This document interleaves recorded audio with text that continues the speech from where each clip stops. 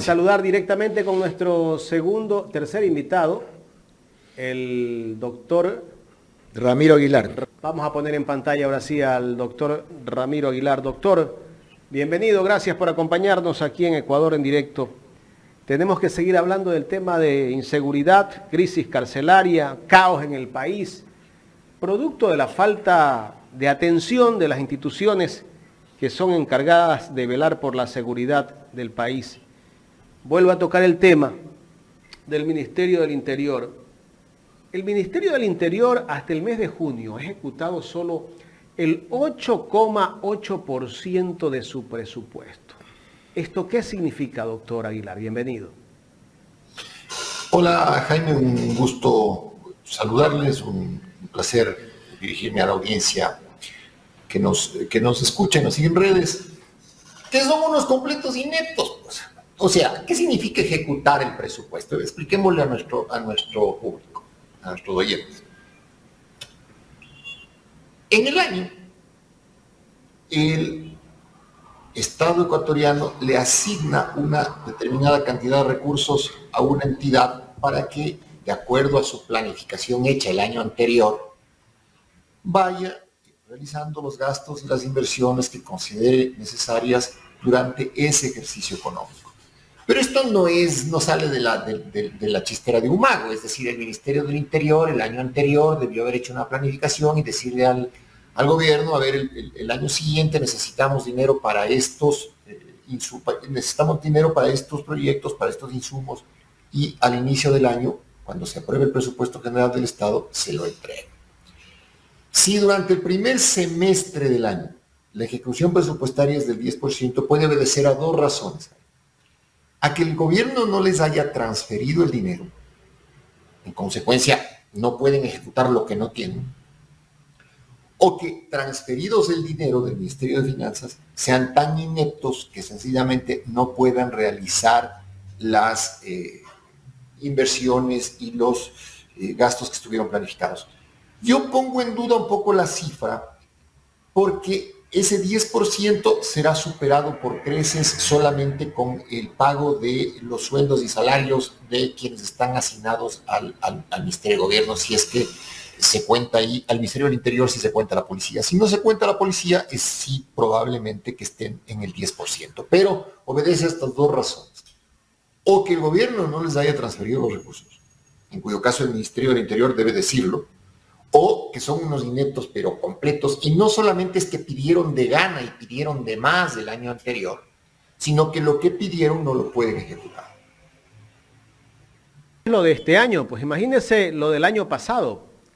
Por eso es que no pueden comprar los patrulleros, no podían comprar los chalecos, aunque ya ahora está el proceso de compra de chalecos, hay una denuncia, que hay tal vez posible sobreprecio. Por ahí el ministro Zapata, en una entrevista, dijo que le ofrecieron 2 palos cuando recién se posesionaba como ministro del Interior por el tema de los chalecos, probablemente, pues.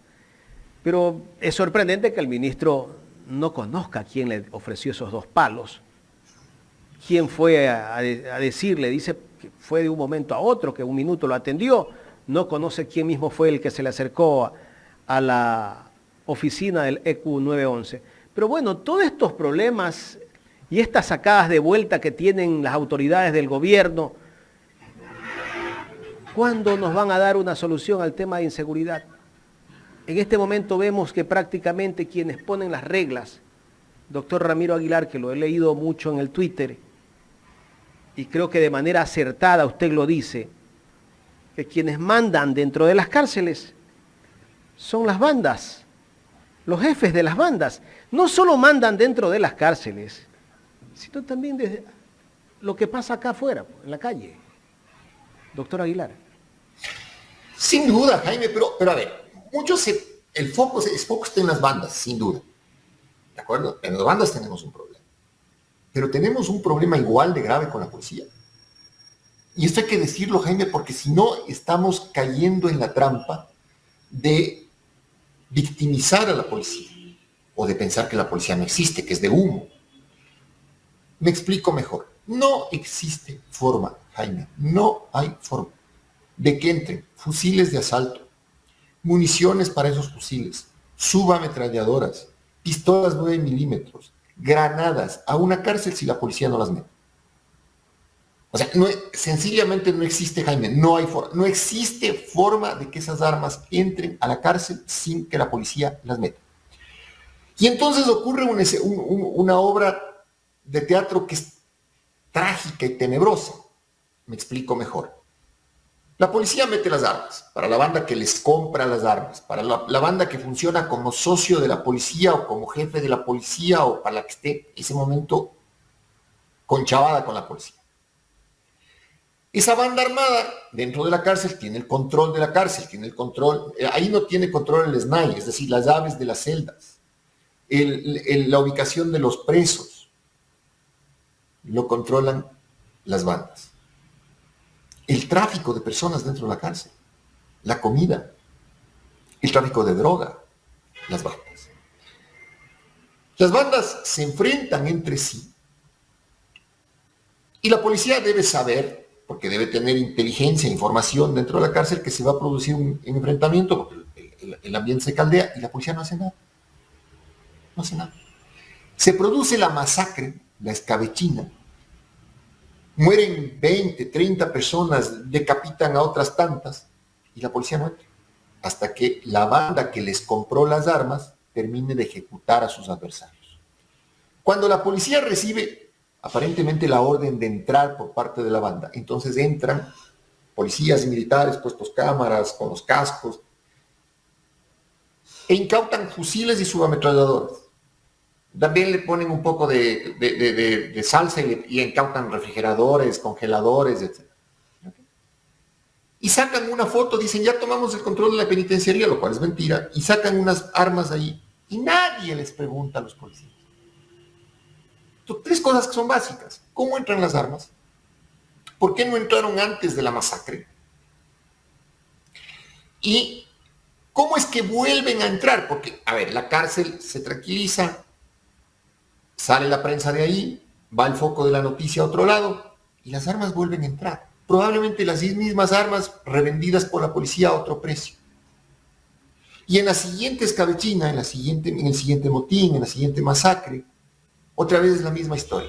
Armas dentro de la cárcel, la policía se demora en entrar, mueren los presos, entran luego e incautan armas. Jaime, no hay forma de no entender que la policía es una parte gravitante y fundamental del problema. Fundamental. Si no hacemos una depuración de la policía, si no formamos una comisión al más alto nivel que investigue lo que está pasando en la policía y recomiende los cambios que sean necesarios, la policía va a seguir actuando como un brazo armado de las bandas criminales y de los carteles de la droga. Ahí está el problema fundamental sobre el cual el próximo gobierno tiene que actuar, porque desde luego ha perdido toda autoridad, toda capacidad de mando, toda legitimidad. Yo también siempre lo he dicho, ¿no? Que la policía es parte del problema y como usted dice, hay que depurarla. Pero ¿por qué este gobierno no lo hace? Porque no tienen ni la fuerza política. Para depurar la policía hay que tener voluntad política. Y esto es un problema, a ver, Jaime. Ayer escribía yo un artículo que subí a mi cuenta de Twitter donde reflexionaba un poco sobre esto. La corrupción de la policía es tan vieja como la policía misma en todas partes del mundo. Hace 91 años exactamente, la ciudad de Nueva York, a ver, no Cuba, no Rusia, la ciudad de Nueva York, en 1931, le encargó a una comisión de alto nivel que investigue la corrupción policial porque era tan evidente y tan brutal. Además, la red esta de corrupción entre policías, fiscales, jueces en la ciudad de Nueva York, 1931. Y esta comisión recomendó una depuración absoluta de la policía de Nueva York. Hecho que se produjo a lo largo del siglo XX 3 o 4 veces, es decir, este fue el primer informe, durante el siglo XX volvieron a hacer investigaciones, la policía romperse. Entonces, ¿qué es lo primero que hay que hacer? Tener la voluntad política para hacerlo, es decir, el jefe de la policía de Nueva York en 1931 era Teddy Roosevelt, que luego fue presidente de los Estados Unidos. Hay que tener la voluntad política de hacerlo. Lazo, y estos gobiernos como el de Moreno, la ministra Romo, Carrillo, el propio Zapata, ¿qué voluntad política y qué fuerza política van a tener? Si son policías retirados, Es decir, la señora Romo politizó la policía y la usó para reprimir y masacrar el paro de octubre del 2019. El Carrillo, hombre cercano a la señora Romo, después fue ministro del Interior.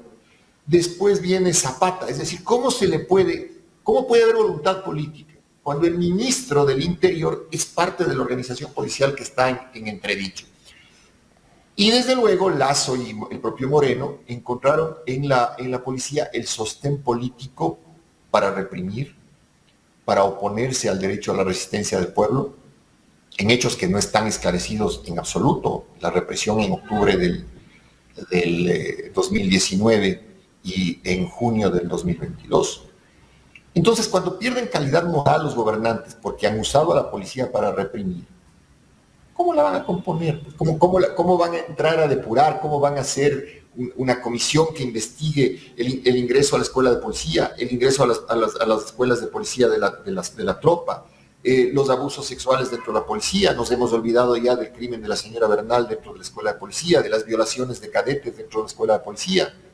Entonces, Jaime, este gobierno no tiene en absoluto voluntad política ni capacidad de hacerlo porque sencillamente ha sido permisivo, al deterioro de la policía y ha usado, al igual que el gobierno de Moreno, a la policía con fines políticos. Antes de ayer salió el gobernador de Manabí, Hernán Barreiro, en una entrevista en la cual dice que todo el problema que existe en este país de la inseguridad, en Manabí, en todas las provincias, es culpa del correísmo, pero no señala los problemas pues, de inseguridad que tiene el Ecuador en este momento y que el señor Guillermo Lasso en campaña decía que los problemas los arreglaba en 100 minutos. Pero me parece que corríjame, Jaime, estoy equivocado, pero me parece que el gobernador de Manabí también medio en estado febril gritaba porque esto era culpa de que se había ido a la base de Manta. Y la base de Manta se fue el año 2008, es decir, han pasado casi 15 años. El correísmo dejó de ser gobierno en 2017. Desde el 2017 gobierna Lasso. Lasso usando como testaferro a Moreno y Lasso dando la cara cuando ganó las elecciones. En estos 6 años, tomando en cuenta el gobierno de Moreno y el de Lasso, el deterioro del país ha sido brutal. Y sobre todo, Jaime, vuelvo a insistir, ¿qué tiene que ver la base de Manta? ¿Y qué tiene que ver el correísmo con que la policía, los actuales policías, metan armas a la cárcel? Dígame qué tiene que ver. O sea, si las armas entran caminando por sí solas, si las armas entran por aire, por helicóptero, por avión, porque yo no encuentro la lógica. Es decir, ese anticorreísmo feroz que hizo del anticorreísmo profesión, que no le importó destruir el país mientras lucraban del anticorreísmo financiados por la Embajada Americana, financiados por la extrema derecha, ese anticorreísmo quiere sembrar la duda de que la violencia en el país en este momento tiene un origen de hace 15 años, tan dementes.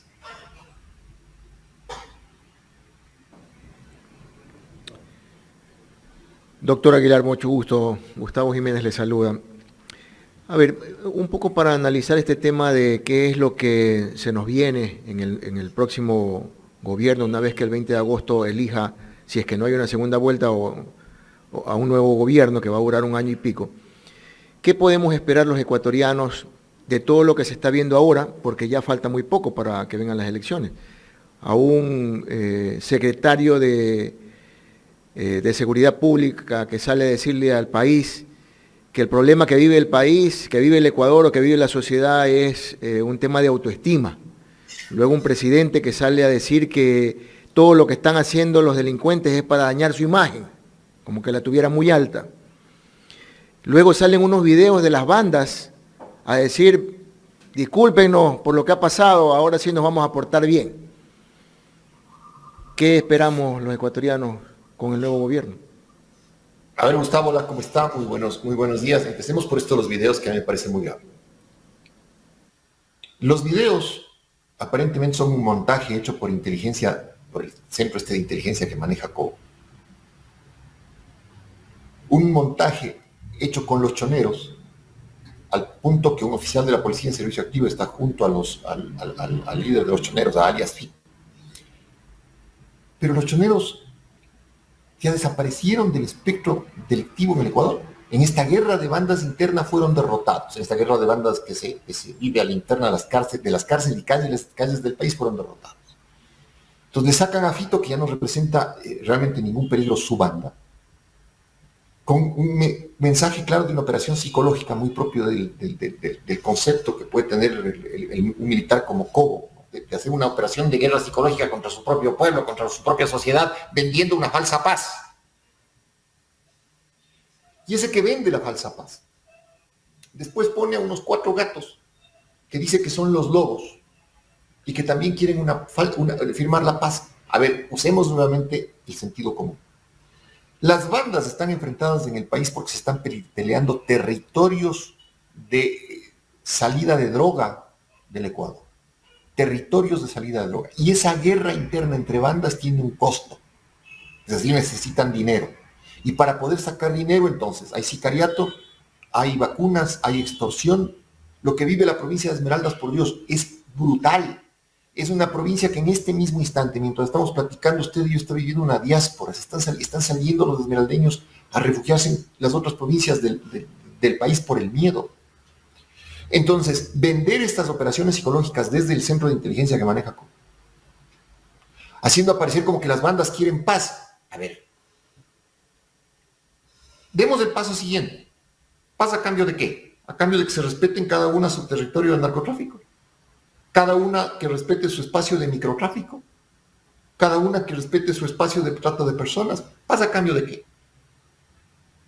¿Se dan cuenta lo perverso de lo que está haciendo Cobo? Es decir, una operación psicológica para decir que las bandas quieren pactar la paz y que el gobierno quiere facilitar ese pacto de paz. Es una locura. Eso, Gustavo, de la mano con un gobierno que ya no tiene gobernanza en la calle. Es decir, en la calle impera el miedo e impera el crimen. ¿Por qué? Porque hasta el ciudadano más, digamos, más optimista tiene miedo hasta de llamar a la policía. Miedo de llamar a la policía porque no sea parte de la banda. O, ¿para qué llamar a la policía si no va a hacer nada? Si va a llegar el policía con el chaleco caducado, el patrullero sin gasolina. ¿Y por qué no se hacen los contratos? ¿Por qué no se hacen los contratos? Por 2 razones. O porque es pura boca y el gobierno les asigna recursos en el humo y en el momento de recibir el dinero no se los da. O porque al interior del CERCOP y al interior de la policía y al interior del Ministerio, dentro de la organicidad del Ministerio del Interior, para no ser redundante, existen estas mafias de corrupción que quieren lucrar hasta de eso, es decir, hasta del chaleco antibalas que se pone el policía, que es básico para que no le maten, hasta de eso quieren robar. Pero ¿quién roba? No las bandas. Eso ya son los políticos corruptos que están enquistados en el gobierno. De acuerdo, pero esa inacción que se vive ahora, yo podría decirlo, ¿no? De acuerdo a mi criterio, que se debe básicamente a que están haciendo el chanchito para poder cumplir con los acuerdos internacionales, con el Fondo Monetario Internacional, y de esa manera pues quedar bonito, terminar este gobierno y de ahí ya seguir con su vida normal, ¿no? de banquero, diría yo. Pero más allá de eso, doctor, ¿qué viene después? ¿Qué viene después? No tenemos... dejamos una asamblea con una aceptación bajísima, no tenemos contralor, no tenemos justicia. ¿Qué esperamos? Esa es una pregunta que es terriblemente dura, Gustavo, porque la respuesta es imperativamente dura también. Si no gana el progresismo en las elecciones, no esperamos nada. Es decir, si hay un gobierno neoliberal, yo creo que esto va a ser peor. Y si gana el progresismo, tiene la enorme responsabilidad de hacerlo bien desde el día 1, sentando las bases para una reconstrucción del país, porque el país tiene que ser reconstruido. Los países ni quiebran, ni desaparecen, al menos no tan rápidamente, Los países sobreviven. Y esa supervivencia puede ser en medio del crimen y del caos, como Haití, Somalia, Níger. Ahora mismo en Níger, en el África, están los militares matándose en las calles por el poder. En el Ecuador no hay gobierno, en las cárceles se decapitan, se desmembran. O sea, cuando yo hablo de Níger, del África, y hablo de Somalia, le pongo al Ecuador al mismo nivel. No hago un matiz de superioridad. Lo mismo puede decir un político africano. En el Ecuador, en Sudamérica, las cárceles se decapitan y se desmembran. Y la policía es corrupta, etc. Entonces, la responsabilidad del progresismo, primero, es tratar de ganar las elecciones. Y segundo, entender que sin algo que me han escuchado decir N cantidad de veces, y vuelvo sobre lo mismo, sin plan de trabajo, sin equipo y sin cronograma no van a hacer nada. Y les pongo un ejemplo sencillo. A ver, supongamos que gane la señora Lisa González la presidencia de la República. ¿Okay? ¿Y quién se hace cargo del SNAI? ¿Quién en su sano juicio se hace cargo del Servicio Nacional Penitenciario? Tomando en cuenta que toda la estructura de las cárceles está diseñada para que las bandas tengan control y sea permeable la corrupción a guías penitenciarios y a funcionarios del SNAI. ¿Quién se hace cargo del Ministerio del Interior? Tomando en cuenta que el Ministerio del Interior debe tomar por los cuernos del problema de la policía. ¿Quién se hace cargo del Ministerio de Economía? Sí me explico, es decir, no solamente basta con el eslogan o con el borreguito ahí, la ovejita para desvergonzar el voto duro y militante del correísmo. Tampoco basta con que el presidente Correa vaya a ser el principal asesor de la señora González, porque el presidente Correa, si bien puede ofrecerle al Ecuador un producto probado, que es un gobierno con políticas públicas, tampoco puede gobernar por Zoom. Y además el país que dejó Correa en 2017 no es ni de lejos el país que vivimos nosotros, que nos quedamos el 2023. Entonces, incluso a la señora González hay que pedirle plan de acción, equipo de trabajo y cronograma. Porque después, mi querido Jaime y Gustavo, lo que va a pasar es que se gane la elección con toda la esperanza, y ojalá sea en primera vuelta, y los ecuatorianos reclamemos eficiencia, transparencia desde el minuto uno. Porque así de graves las circunstancias que vive el país. Así de graves son las circunstancias. Y comencemos a buscar gente que además le va a decir, vea, ¿sabe qué? No, muchas gracias. O sea, vuelvo a poner el caso del SNAI. Si a alguien le ofrecen el SNAI, va a decir, no, perdón, se me van a matar. Si a alguien le ofrecen el Ministerio del Interior, va a decir, ok, hay que depurar a la policía, la propia policía me puede matar. No sé si estoy siendo absolutamente claro en lo que estoy diciendo. Es decir, sí, está bien que la señora González y Andrés tengan la primera opción de voto, pero también están en la obligación de presentarle al país plan de acción, equipo de trabajo y cronograma.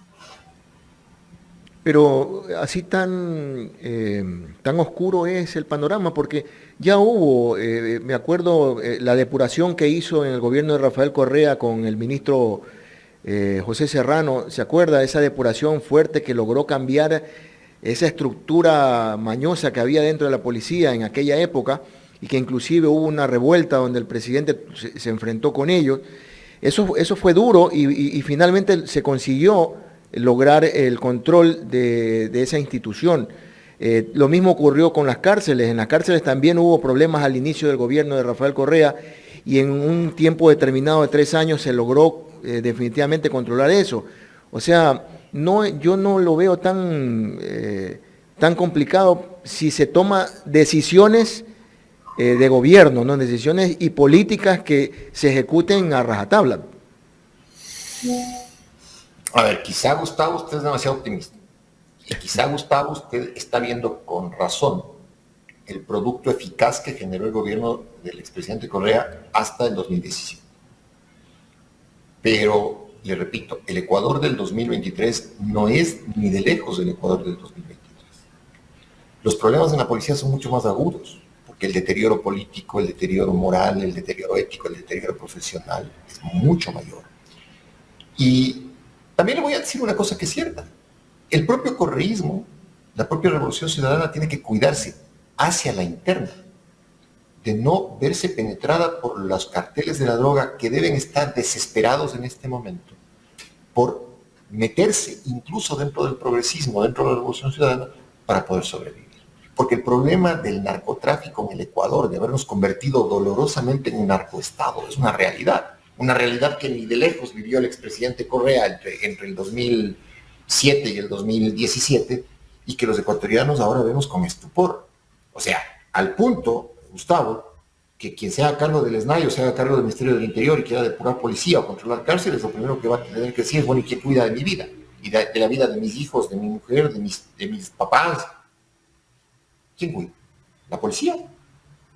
Entonces, quizá usted lo ve con optimismo, y respeto eso, Gustavo, porque está haciendo una comparación con un Ecuador de hace 6 años. Pero el deterioro nacional ha sido tan rápido que quizá las soluciones aplicables del 2023 deban ser más duras, más enérgicas, más pensadas y distintas a las aplicadas del 2007 o el 2008, porque el Ecuador es distinto.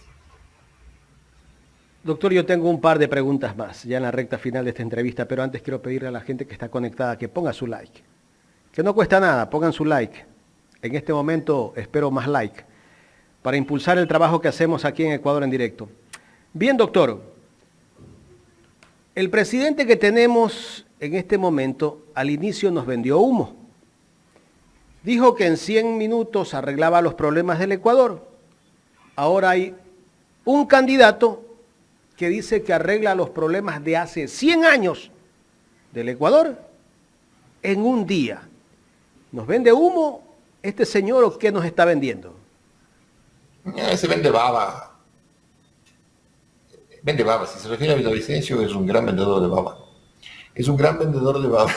A quien un importante artista teatrero de calle en Quito, Carlos Michelena, le definió magníficamente, ¿no? Entonces, lo primero que tiene que hacer el candidato a Villavicencio es, en palabras de Carlos Michelena, que son unas palabras del pueblo, además, es ir a limpiarse el filtro.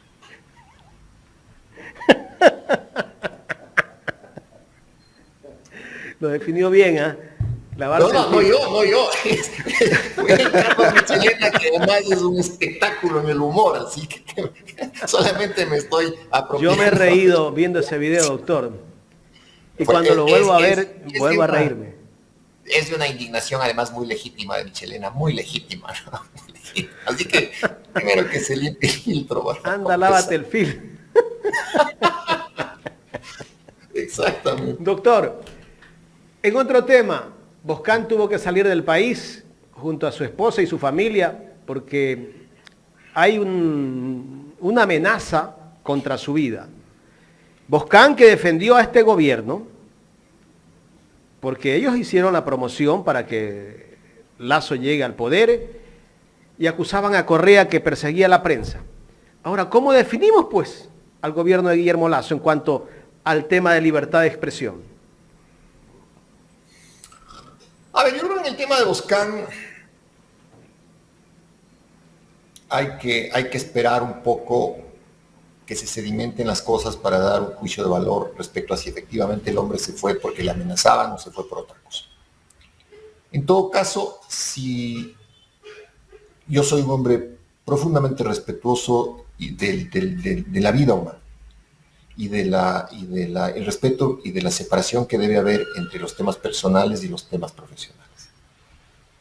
Boscán era un insultador profesional, de eso no hay que olvidarse, un difamador profesional, que junto con Vivanco hicieron muchísimo dinero cuando en el gobierno de Moreno tiraban lodo y agredían a todo el mundo. Financiados además por el Banco de Guayaquil en muchos de sus programas, es decir, de Lasso. Después llega Lasso al poder y Boscán y Vivanco se alinean con sectores políticos que les daban información privilegiada tanto de lo que ocurría en las cárceles, los choneros, cuanto de lo que ocurría en los círculos más íntimos de la política de Lasso, Cherres y Danilo Cabrera. Y eso supone, desde luego, nadar en aguas peligrosas. Bajo ninguna circunstancia, repito, bajo ninguna circunstancia, ese comportamiento justifica que la vida de Anderson Boscán y la vida de su familia hayan sido puestas en peligro, bajo ninguna circunstancia. Es más, buscando recibir protección donde esté, al igual que su familia. Y creo yo que el Ecuador no solamente debe proteger a los periodistas, debe proteger a los políticos honrados, debe proteger a los jueces, a los fiscales, a los policías. Entonces, eso es una cosa, ¿de acuerdo? Pero tampoco eso convierte a Buscar en habitante de los altares. Y en esto quiero ser muy claro. Doctor, quiero agradecerle por haber aceptado conversar con nosotros aquí en Ecuador en directo. No sé si Gustavo tenga alguna otra inquietud para el doctor Ramiro Aguilar. Solamente una, doctor, y esta no tiene que ver con lo que hemos conversado, pero sí me interesa saber su criterio. ¿Qué le parece a usted que el gobierno contrate una consultoría para ver el tema del IES por 4 millones? Es impresentable, mi querido Gustavo, y habrá que pedirle cuentas cuando haya nuevo gobierno, cuando haya contralor, cuando haya nuevas autoridades del IES, habrá que pedirles cuentas del dinero que se gastan en esta consultoría y en lo que se han gastado en estos 6 años, repito, los 4 del gobierno de Lazo, usando como testaferro a Moreno, y los 2 años del gobierno de Lazo dándole cara. Es impresentable, pero tienen hambres atrasadas, es decir, quieren comer de donde hay, y como tienen hambres atrasadas y quieren comer donde no hay, son peligrosos, porque la derecha, para defender sus privilegios o sus chanchullos, sus sinvergüencerías, puede pactar con cualquiera, incluidos los narcos, por eso son peligrosos. Quieren dejar poniendo contralor también, ¿eh? Bueno, el concurso de Contralor debe avanzar, y porque tampoco podemos vivir sin Contralor. El tema es que el Contralor que se ha designado tiene que ser posesionado en la Asamblea Nacional. Y espero que la nueva Contralora o el nuevo Contralor entren a hacer algo que es básico, Jaime Gustavo, que es modernizar la Contraloría. O sea, la Contraloría no puede ser el antro que es ahora, porque eso es un antro completo, absoluto. Hay gente buena ahí sin duda, como en todas partes hay gente buena, pero como institución es un antro y tienen que ir a modernizar procesos, a separar auditores corrompidos, a quitar ahí a los que han sido primos, amigos, tíos, comadres de los auditores que se quedaron trabajando, heredando el puesto. Todo eso tiene que cambiar y espero que también el Contralor o la Contralora que sea electo tenga la voluntad política, la fuerza y la edad suficiente como para estar. Muchos auditores que van a hacer auditoría a las empresas públicas, donde van, dejan un familiar trabajando. ¿Por qué será? Pero por supuesto, Jaime, por supuesto. Entonces el que vaya, la persona que vaya, Contralor, lo primero que tiene que hacer es modernizar la Contraloría. Lo primero que tiene que hacer. Muy bien. Gracias, doctor. Un abrazo grande y lo que digo siempre, vamos, camine, peores cosas ha visto el mundo, pero el Ecuador no puede perder la esperanza ni podemos perder la fe. Los países no quiebran, no desaparecen, no se mueren, pero depende de cada uno de los ciudadanos y ciudadanas que esto tenga un mejor futuro. Doctor, usted no nos dijo si había o no segunda vuelta. Eso me gustaría... A ver, si las elecciones son ahora, cortado, como suelo decir yo, y si hoy cortamos el queso, no hay segunda vuelta, gana largo con más de 10 puntos y sobre el 40% la señora Luisa González y Andrés Arauz. Pero las elecciones, Jaime y Gustavo, no son ahora, son el 20 de agosto. Entonces el binomio de la Revolución Ciudadana tiene que seguir haciendo campaña en territorio porque está cerrado en los medios corporativos, tiene que seguir siendo fuerte en las redes sociales porque esta campaña se está resolviendo en redes, sobre todo porque en las redes, Jaime y Gustavo, no se ganan elecciones, pero sí se pierden elecciones. Por ejemplo, el error torpe que cometió Topic al pegarse un trancazo de marihuana con Freire al lado en un país que está agobiado por el microtráfico y los jóvenes abandonando las escuelas, yéndose a las bandas, consumiendo droga, una tontería. Entonces, el gran reto también de la Revolución Ciudadana y de sus candidatos es no cometer errores que impidan un triunfo con mucha autoridad electoral en primera vuelta, porque además creo que al país le hace bien ganar en primera vuelta, porque hay que tener mucha autoridad electoral, muchos votos, para emprender los cambios que el Ecuador necesita urgente para salir del moridero en el que nos hemos convertido. Se ahorra tiempo y dinero para el país. Yo me imagino la cara de Jaime Nebot cuando vio esas imágenes de Topic fumando marihuana con Freire. ¿Qué le puedo decir, Jaime? ¿Qué le puedo decir, Jaime? Yo creo que Nebot también es un personaje ya de otro siglo y creo que nunca supo adaptarse al siglo XXI.